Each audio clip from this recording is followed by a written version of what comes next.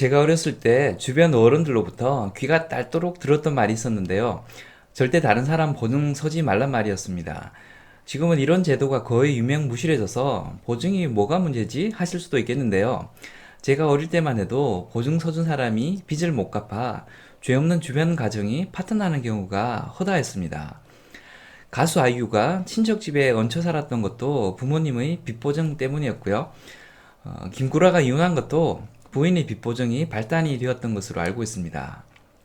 사업 같은 걸 하면 자기도 자기 삶을 장담 못하고 보증을 선 다른 가정까지 파탄낼 수도 있기 때문에 빚 보증은 다른 사람에게 요구해서도 안 되고 응해서도 안 된다고 생각합니다.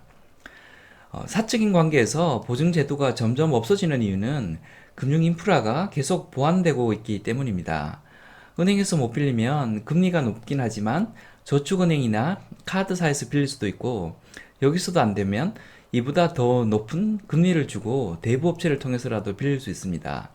이렇게 금융기관을 통해서 돈을 빌릴 수 있는 수단이 열려 있는데도 살다 보면 가까운 지인으로부터 돈을 빌려달라는 요청을 받게 됩니다.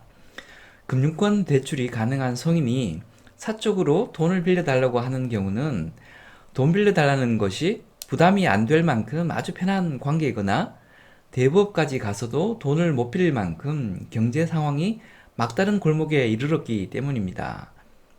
금융기관에 서류 제출할 정도로 거창한 것이 아니라 잠시 빌리는 거라든지 이사 갈 때 전세 자금을 잠시 융통하기 위해서라든지 그런 경우라면 큰 문제가 없을 수 있습니다. 그런데 명확치 않은 이유 혹은 경제적 어려움에 처해 돈을 빌려달라고 하면 잘 생각해 봐야 합니다. 금융기관 대출이 한도까지 찬 사람에게 빌려준 돈을 약속된 기한 내에 받지 못할 가능성이 상당히 높기 때문입니다.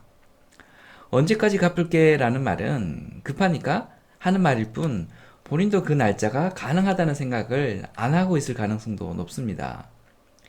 저는 친구에게 돈을 빌려준 적이 한 3번 정도 있습니다.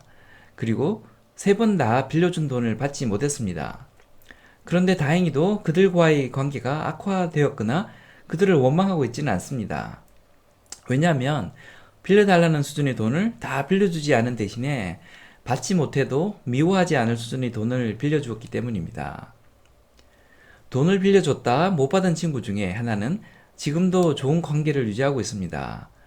형편이 어렵다는 것을 알기 때문에 돈 빌려줬다는 건 잊어버린 채 잘 지내고 있습니다. 두 번째 친구는 관계가 끊겼습니다. 그다지 친한 사이도 아니었는데 돈을 빌린 이후에 또 돈을 빌려달라고 했었습니다. 그래서 지난번 빌려준 것도 받지 못한 상태에서 또 돈을 빌려주는 것은 힘들 것 같다. 와이프에게 허락을 받아야 할 것 같다고 정중히 거절을 했더니 이후 연락이 끊겼습니다. 굳이 저도 연락을 하려고 하지는 않습니다. 세 번째 친구의 경우는 조금 안타까운데요. 불미스러운 일로 지금은 감옥에 가 있습니다. 이 친구에게는 큰 돈은 아니지만 여러 차례 돈을 빌려주었는데요. 여력이 된다면 몇 번은 더 빌려주고 싶습니다. 처음부터 받을 생각으로 빌려준 것이 아닌데다 한계 상황에서도 치열하게 노력하는 모습을 봤기 때문입니다.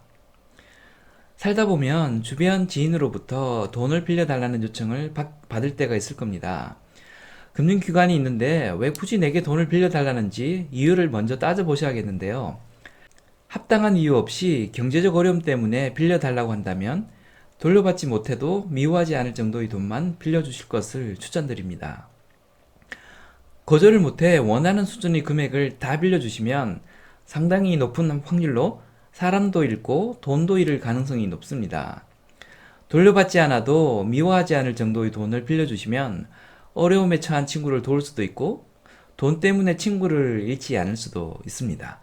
지금까지 장프로였습니다. 감사합니다.